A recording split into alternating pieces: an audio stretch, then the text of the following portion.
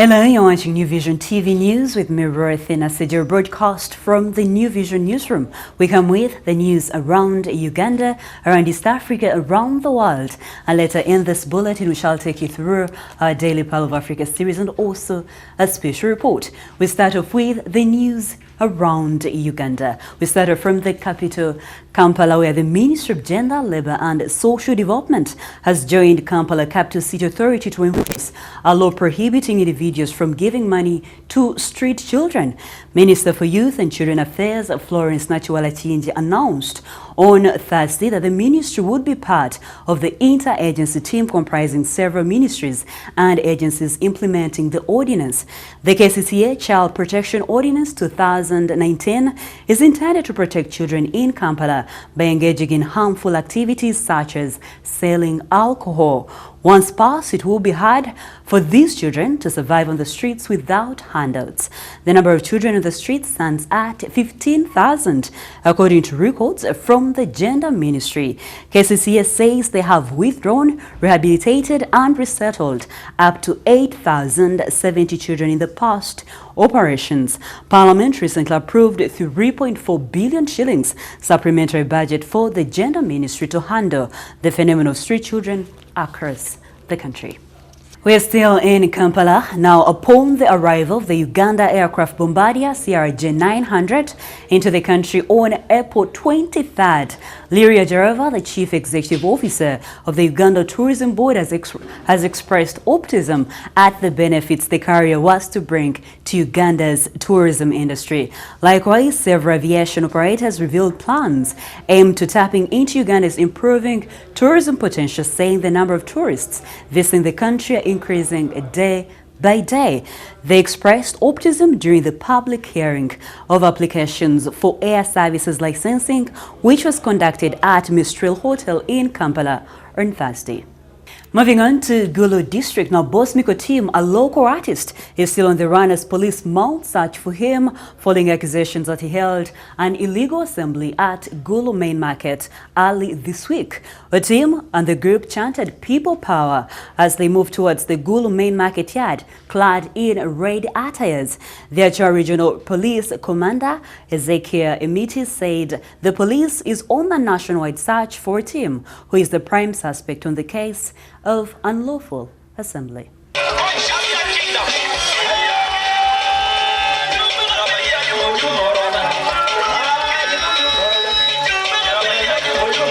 News coming in from Hoima district. Now, thousands of BUNYORO Kingdom subjects are gearing up for the fourth edition of the pre-EMPANGO marathon during Saturday in Hoima town. This is the part of the activities as subjects will join their Umukama Solomon Gafabsaiguru to commemorate his EMPANGO anniversary. The king will on June 11th mark 25 years since he ascended on the throne. The run is organized by BUNYORO Kingdom to raise funds and procure 22 million shillings human blood analyzer machine for Kiriandongo Hospital. The run, that will be flagged off by the Umukama at Karuzika Palace in Hoima town, will attract the kingdom subjects from the districts of Hoima, Chivale, Masindi, Kakumilo, Kagadi, Blissa and Chikube. Moving on to Aleptong district now, as a result of high drop of malaria prevalence, incidences and positivity rate, Aleptong district has redonated anti-malaria drugs and rapid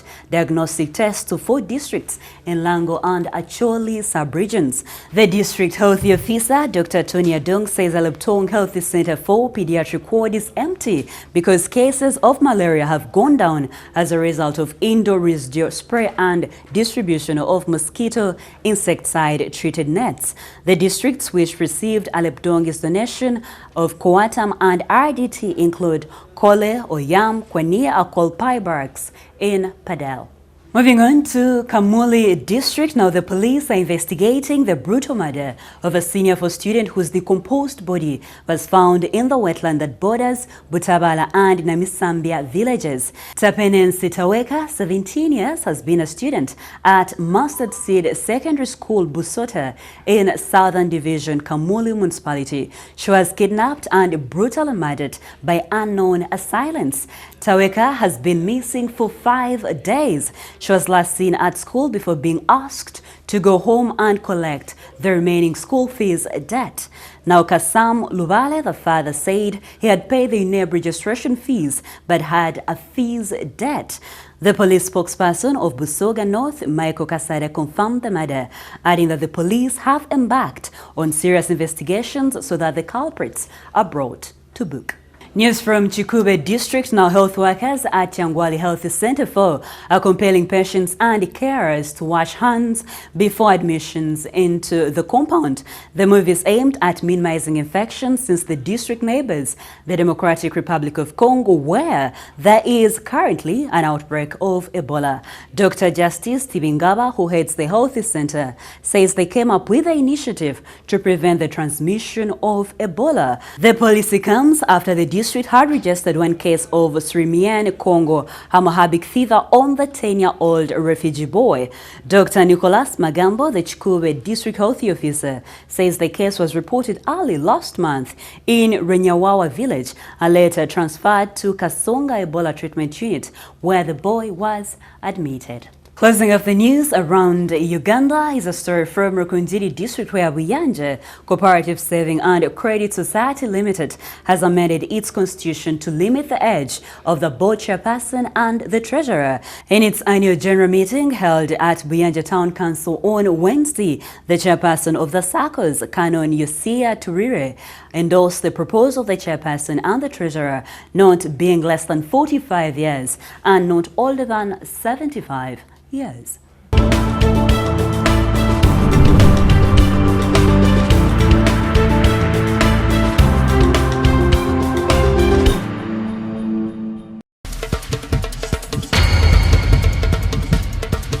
We now move on to the news making headlines across the East African region.